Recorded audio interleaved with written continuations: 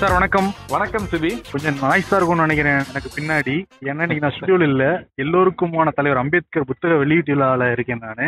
நம்ம ஐபிஎஸ். ஆமா சார், நம்ம ஐபிஎஸ் மிஸ் பண்ணக்கூடாதுன்னு சொல்லிட்டு இங்க இருந்தே கால் அடிச்சிட்டேன். முக்கியமானது அந்த புத்தகமும் தவற மிஸ் பண்ணக்கூடாத புத்தகம் வெளியான உடனே நம்ம படிக்கலாம். நிச்சயமா அந்த விஜய் வெளியிட போறாரு. முன்னாள் நீதியரசர் நீதிபதி கே சந்துரு வந்து வாங்கிக்க போறாரு. விகடன் பிரசுரமும் வாய்ஸ் ஆஃப் காமா நிறுவனமும் சேர்ந்து இந்த புத்தகத்தை வந்து வெளியிடுறாங்க. எப்படி சார் இருந்தது இன்னைக்கு வந்து பங்குச்சந்தை? மார்க்கெட் வந்து சைட்வேஸ் மூவ்மெண்ட், ஸ்லைட்லி நெகட்டிவ், அவ்வளவுதான். ஒரு சென்செக்ஸ் ஒரு 56 புள்ளிகள் இறக்கம், நிப்டி 30 புள்ளிகள் இறக்கம். பட் பெரும்பாலும் தொடர்ந்து 6 நாட்களாக அதிகரிச்சுக்கிட்டு இருந்த பங்குச்சந்தை இப்போ ஒரு பக்கவாட்டு நகர்தலுக்கு, அதாவது சைட்வேஸ் மூவ்மெண்ட்டுக்கு வந்திருக்குன்னு நான் நினைக்கிறேன். ஒரு சின்ன டயர்ட்னஸ் தெரியுது மார்க்கெட்ல. இப்போ இன்னைக்கு கூட அட்வான்சஸ் அதிகமா இருக்கு, டிக்ளைன் கம்மியா இருக்குது. அதே மாதிரி 52 வீக் ஹையா இருக்கு, லோ கம்மியா இருக்கு. அப்பர் சர்க்கியூட் ரொம்ப அதிகமா இருக்கு, லோயர் சர்க்கியூட் கம்மியா இருக்கு. ஸோ ட்ரெண்ட் வந்து அந்த புல்லிஷ் ட்ரெண்ட் மெயின்டைன் ஆனா கூட மெயின் இண்டெக்ஸ்ல வந்து பெரிய அளவுக்கு வந்து ஒரு புல்லிஷ்னஸ் இல்ல. ஒரு இன்னும் சொல்ல போனா ஒரு சின்ன ஒரு டயர்ட்னஸ்னால சைட்வேஸ் மூவ்மெண்ட்டுக்கு வந்து, இதை நான் பேரிஷ்னு சொல்ல மாட்டேன், வீக்னு கூட சொல்ல மாட்டேன். 30 பாயிண்ட் இறங்கி இருக்கு நிஃப்டி. அப்ப கூட நான் நினைக்கிறது ஒரு சைட்வேஸ் மூவ்மெண்ட்டுக்கு தான் வந்திருக்குன்னு நினைக்கிறேன் நெக்ஸ்ட் வீக். ஏன்னா மெயினான காரணம் என்னன்னு பாத்தீங்கன்னா, மத்திய ரிசர்வ் வங்கியினுடைய அந்த அறிவிப்பு. இன்னைக்கு வந்து அவங்களுடைய அந்த 2 நாள் மானிட்டரி பாலிசி கமிட்டி மீட்டிங் முடிஞ்சு எல்லா விவாதங்களுக்கும் பிறகு வட்டி விகிதம் குறித்த அறிவிப்பு வெளியாகும் எதிர்பார்க்கப்பட்டது. அப்கோர்ஸ் சந்தை வட்டி விகிதம் குறைக்கப்படும் எதிர்பார்ப்பு என்னைக்குமே கிடையாது. இந்த தடவை இறங்காதுங்கிறதுக்கு மைண்ட்ல வந்து ரெடி ஆயிட்டாங்க எல்லாருமே. சிஆர்ஆர் குறைக்கப்படும் எதிர்பார்த்தாங்க. அந்த எதிர்பார்ப்பு பூர்த்தி செய்யப்பட்டிருக்கு. சிஆர்ஆர்னு சொல்லக்கூடிய ரொக்க கையிருப்பு, வங்கிகள் வைத்திருக்க வேண்டிய கேஷ் ரிசர்வ் ரேஷியோ மொத்த இதுல வந்து அவங்களுக்கு வந்து 4.5%, 4.5% இப்ப இருக்கு. அந்த 4.5%ங்கிறத இப்ப 4% ஆக்கி இருக்காங்க. 0.5% குறைச்சிருக்காங்க. இது வந்து ஒரு நல்ல விஷயமாக சந்தையால் பார்க்கப்படுகிறது. அதனாலதான் சந்தை வந்து ஒரு பெரிய வீழ்ச்சி, வட்டி விகிதம் குறைக்கலைன்னா கூட பெரிய வீழ்ச்சியை சந்திக்காததுக்கு காரணம் இதுதான். இதையே கேட்கலாம் நம்ம, இது வந்து யாருக்கு நல்லது கெட்டது, என்ன மாதிரி எஃபெக்ட் இருக்கும் மார்க்கெட்ல அப்படின்னு. சார் இந்த ரெப்போ ரேட் வந்து குறைக்கல, அதுவே ஸ்டேபிளா இருக்கு. இது வந்து யாருக்கு சார் பயனா இருக்கும், யாருக்கு பயன் இல்லாம இருக்கும்? ரெப்போ ரேட், ரிவர்ஸ் ரெப்போ ரேட்டை குறைக்கல. ஆனால் இந்த சிஆர்ஆர்னு சொல்லக்கூடிய ரொக்க கையிருப்பு குறைச்சிருக்கதன் மூலமாக நேத்தே பேசணும், 1 லட்சம் கோடிக்கு மேல, சுமார் 1 லட்சம் கோடிக்கு மேல வந்து லிக்விடிட்டி இம்ப்ரூவ் ஆகும் பணத்துல. ஏன்னா அவங்க வந்து அடைச்சு வச்சிருப்பாங்க 4.5%. இப்ப 4% வச்சுக்கிட்டா போறோம், அந்த 0.5% வந்து ரிலீஸ் ஆயிடும் அவங்களுடைய கட்டுப்பாட்டுல இருந்து. ஸோ அதை வந்து அவங்க லென் பண்ணலாம். அப்ப அவங்க அதிகமா லென் பண்றதுக்கான வாய்ப்பு இருக்கிறதுனால அவங்களுக்கு லாபம் அதிகரிக்கலாம். வங்கிகள் வந்து கடன் அதிகமா கொடுக்க ஆரம்பிக்கும் பொழுது வட்டி வசூல் அதிகமா இருக்கும், லாபம் அதிகரிக்கும். இது ஒரு வாய்ப்பு இருக்கு. ரெண்டாவது வந்து அவங்க வந்து மேற்கொண்டு கடன் வாங்க வேண்டி இருந்தது, இப்ப குறைஞ்சிருக்கு. இந்த அளவுக்கு அவங்க கடன் வாங்குறது குறைஞ்சிருக்கும், பாரோயிங் காஸ்ட் குறையும். ஏன்னா லிக்விடிட்டி இம்ப்ரூவ் ஆகும் பொழுது வட்டி விகிதம் குறையும் ஒரு பக்கம். இன்னொரு பக்கம் பாத்தீங்கன்னா அப்ப அவங்களுடைய பாரோயிங் காஸ்ட், பிக்ஸ்ட் டெபாசிட் மேல அதெல்லாம் கொஞ்சம் குறையும். ஸோ அந்த மாதிரி ஆங்கிள் பாத்தீங்கன்னா நெட் இன்ட்ரெஸ்ட் மார்ஜின் அதிகரிக்கும். ஸோ பேசிக்கலா வங்கிகளுக்கு லிக்விடிட்டி அதிகமா இருக்கிறதுனால லெண்டிங் கெப்பாசிட்டி கூடும். நிறுவனங்களை பொறுத்த வரைக்கும் அவங்களுக்கு வந்து இது ஒரு நிச்சயமா பெனிஃபிட்டா இருக்கும். ஏன்னா வட்டி விகிதம் குறையும் மார்க்கெட்ல. வங்கிகள் குறைக்கலன்னா, இந்த ஆர்பிஐ குறைக்கலன்னா கூட இன்டைரக்டா ஓவர் சப்ளை ஆஃப் மணி இருக்கும் பொழுது வந்து அது குறையும். இது ஒண்ணு. ரியாலிட்டி ஸ்டாக்ஸுக்கு பரவாயில்ல, அது நல்லதுன்னு சொல்லப்படுகிறது. வீட்டுமனைத்துறையை சார்ந்தவங்க, ஏன்னா ஹோம் லோன்ஸ் அந்த இன்ட்ரெஸ்ட்ல எல்லாம் கொஞ்சம் அவைலபிலிட்டி கூடுறதுனால அட்லீஸ்ட் இன்ட்ரெஸ்ட் குறையதோ இல்லையோ மேலும் அதிகரிக்காமலாவது இருக்கும் போது. சார் வரும் நாட்கள் எப்படி இருக்கும் பங்குச்சந்தை? ஏன்னா தொடர்ந்து புல்லிஷா இருந்துச்சு, நீங்க மார்க்கெட் ஒரு மாதிரி ஸ்டேபிளா இருக்குங்கிறீங்க. அடுத்த வாரத்துல அது பேரிஷா மாற வாய்ப்பு இருக்குங்களா? பேரிஷா வருமோ இல்லையோ, ஐ திங்க் இந்த ஒரு வாரம் இருந்த புல்லிஷ் ட்ரெண்டுங்கிறது ஓரளவுக்கு இன்னைக்கு முடிவுக்கு வந்த மாதிரி தெரியுது.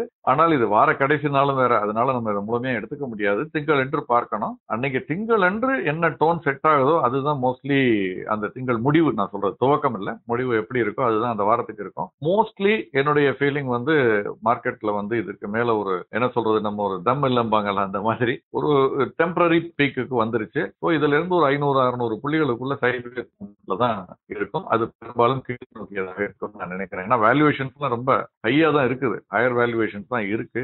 என்ன பேராமீட்டர்ல பார்த்தாலும் நம்ம ஜிடிபி, டெட் டு ஜிடிபி பார்த்தோம், ஜிடிபி டு மார்க்கெட் கேப் பார்த்தோம், அதே மாதிரி EPS, B ratio, dividend yield, எந்த பேராமீட்டர் எடுத்து பார்த்தாலும் சந்தை கொஞ்சம் வேல்யூவேஷன் அதிகமா இருக்கிறதுனால பெரும்பாலும் சைட்வேஸ் மூவ்மெண்ட் கொஞ்சம் இறங்குறதுக்கான வாய்ப்புகள் வித் வீக்கர் ட்ரெண்ட், அதுதான் நான் நினைக்கிறேன் அடுத்த வாரம் முழுவதும். இப்ப வீக்காக போகுதுன்னா எந்தெந்த செக்டார் சார் பாதிக்கப்படும் இதை கணிக்க முடியுமா சார்? இந்த வட்டி விகிதம் இந்த சிஆர்ஆர் குறைச்சிருக்கிறதுனால ரியாலிட்டி செக்டார்ல பெரிய அடி வாங்காதுங்கிறாங்க.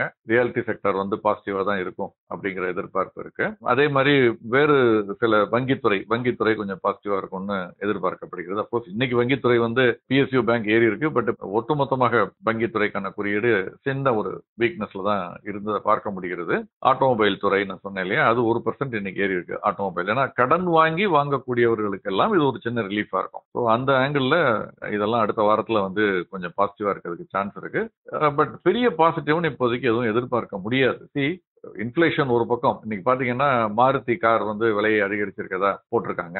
அதே மாதிரி இவங்க நம்ம ஹுண்டாயும் 25,000 ரூபாய் ஒரு காருக்கு விலையை கூட்டுறோம் அப்படின்னு சொல்லி போட்டிருக்காங்க. ஸோ இந்த மாதிரியான அவங்க சொல்லக்கூடிய கார் இதனால லாபம் அதிகரிக்குமே, அப்ப அவங்க அந்த பங்குடைய நிறுவனத்துடைய விலை மேல போகுமான்னா ஒரு விதத்துல ட்ரூ. இப்ப மாருதி அந்த நிறுவனத்துடைய பங்கு விலை ஏறி இருக்கு, பட் ஹுண்டாயோடது இறங்கி இருக்கு. என்ன காரணம்னா அவங்களால எவ்வளவு தூரத்துக்கு அந்த பிரைஸ் இன்க்ரீஸை பாஸ் பண்ண முடியும். காஸ்ட் இன்க்ரீஸ் ஆக்சுவலா இருந்து இதனால கூட்டியிருக்காங்க, அதனால லாபம் அதிகரிக்க போறது இல்ல. காஸ்ட் இன்க்ரீஸ் 10,000 விலை 25,000 அதிகரிச்சிருக்காங்கன்னா ப்ராஃபிட்டபிலிட்டி கூடும். இது மாதிரியும் செஞ்சிருக்காங்க நிறுவனங்கள் கடந்த காலங்கள்ல.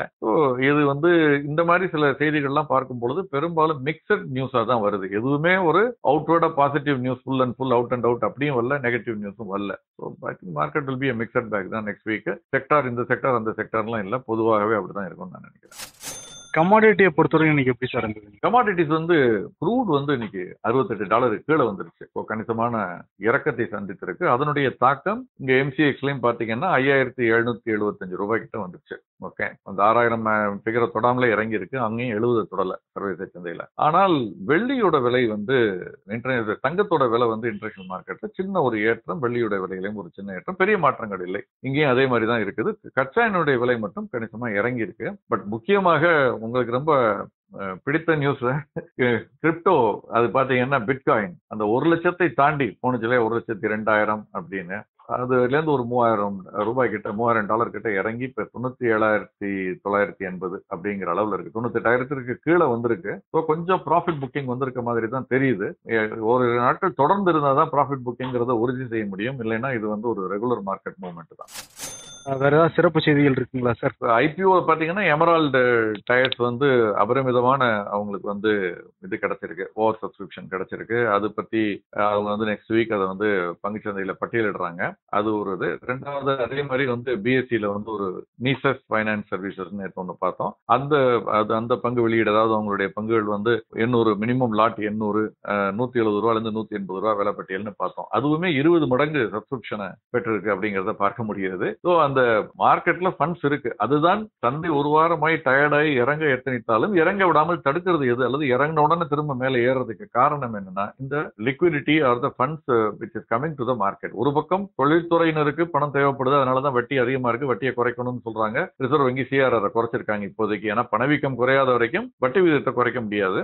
அதனால சிஆர்ஆர் குறைச்சிருக்காங்க, ஒரு ஃபண்ட் ஃப்ளோவை இன்க்ரீஸ் பண்ணிருக்காங்க, லிக்விடிட்டியை. இன்னொரு பக்கம் பாத்தீங்கன்னா மார்க்கெட்ல small investors, retail investors funds வந்துகிட்டே இருக்குது மியூச்சுவல் ஃபண்டுக்கு, எஸ்ஐபியா. ஒரு கான்ட்ராடிக்டிங் அண்ட் கான்ஃபிளிக்டிங் ஆன சில டேட்டாஸ் நமக்கு இந்த டைப்ல வந்துகிட்டு இருக்கிறது நம்ம பார்க்க முடிகிறது. பொதுவாகவே ஒரு உச்சத்திற்கு போய் ஒரு சைட்வேஸுக்கு இந்த மாதிரி வரும்பொழுது நிகழும், பின்ன ஒரு டைரக்ஷன் எடுக்கும்.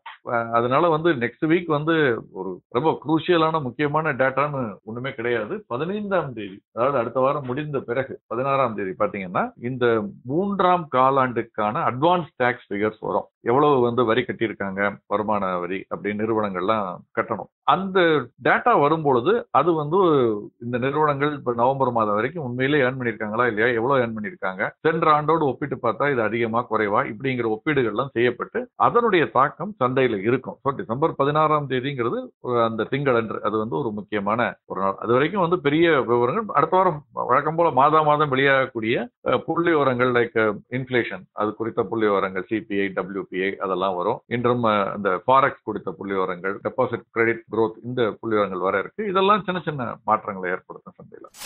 சார், இன்னைக்கு ஆர்பிஐ கவர்னர் பிரஸ் மீட் நடத்தியிருக்காரு. அதுல சர்க்காஸ் எல்லாம் பண்ணிருக்காராமே, அவரோட டைம் வேற முடிய போதாமே, மாறுவாரா அவரு? அவர் என்ன சொல்றாரு? ரொம்ப சாமர்த்தியமான ஒரு பதில் கொடுத்திருக்காரு. ரொம்ப ஒரு என்ன சொல்றது, ஒரு நாட்டியான ரிப்ளைன்னு சொல்லலாமா அந்த மாதிரி. அதாவது அவரை வந்து கேக்குறாங்க, இந்த மாதிரி ரிப்போர்ட்டர்ஸ் வந்து உங்களுடைய டேர்ம் வந்து முடிவடைகிறது 10ஆம் தேதியோட, டிசம்பர் 10, அப்ப எக்ஸ்டென்ஷன் ஆக போகுதா, உங்களுக்கு ஏதாவது கன்ஃபர்மேஷன் வந்திருக்கான்னு கேட்டதுக்கு சிரிச்சுக்கிட்டு அதுக்கு அவர் பதில் சொல்லியிருக்காரு, நீங்க என்ன ஒரு கேள்வி கேட்கலாம், அந்த ஒரு கேள்வி இதுதானா அப்படின்னு, இல்ல வேற கேள்வி வேணும்னா நான் சாய்ஸ் வந்து ஏதாவது ஒண்ணுதான் ஆன்சர் பண்ணுவேன் அப்படின்னு. உடனே அப்புறம் அவங்க திரும்ப கேட்டிருக்காங்க. அதுக்கு அவர் சொல்லியிருக்காரு, I am not giving you any headline today, உங்களுக்கு தலைப்புச் செய்தி வழங்க நான் தயாராக இல்லை இன்னைக்கு அப்படின்னு சொல்லியிருக்காரு. இது ஒரு ப்ரெஸ்ஸை ஹேண்டில் பண்றது ரொம்ப முக்கியமான ஒரு விஷயம். அவங்கள மதிக்கணும், மதிச்சு பதில் சொல்லணும். அட் த சேம் டைம் தர்மசங்கடமான கேள்விகளை ரொம்ப கிளவரா தவிர்க்கணும் அதுக்கான பதில. அதை ரொம்ப அருமையா கையாண்டிருக்காருன்னு நினைக்கிறேன். ஏன்னா பொருளாதாரத்தை கையாள்வது ஒன்று, அதே மாதிரி வங்கித்துறையை கையாள்வது, ரெகுலேட் பண்றது ஒண்ணு, அப்புறம் நம்ம மீடியாவை கையாளுறதுங்கிறது ரொம்ப கான்ட்ரோவர்சி வராம கையாளுறது ஒண்ணு. அதுல ரொம்ப கெட்டிக்காரத்தனமாக அதை கையாண்டிருக்காருன்னு எல்லாரும் பேசிக்கிறாங்க. சிறப்புங்க சார். குறுகிய நேரத்துல நிறைய தகவல் வந்து பகிர்ந்துக்கிட்டீங்க. ரொம்ப நன்றி சார். நிச்சயம் நேரம் நிறைய கேள்வி எல்லாம் கேட்டுக்கிட்டு இருக்காங்க. அதை பத்தி நம்ம நாளைக்கு டிஸ்கஸ் பண்ணுவோம் சார். பேசுவோம் நம்ம நிச்சயமா. Thank you sir. Thank you so much. மேலும் நானே விகடன் யூடியூப் சேனல்ல வரப்போற பிசினஸ் மற்றும் பினான்ஸ் சம்பந்தமான வீடியோக்களை உடனே பார்க்க இந்த வீடியோ கீழே உள்ள சப்ஸ்கிரைப் பட்டனை கிளிக் பண்ணுங்க அண்ட் மறக்காம அந்த பெல் ஐக்கனையும் கிளிக் பண்ணிடுங்க.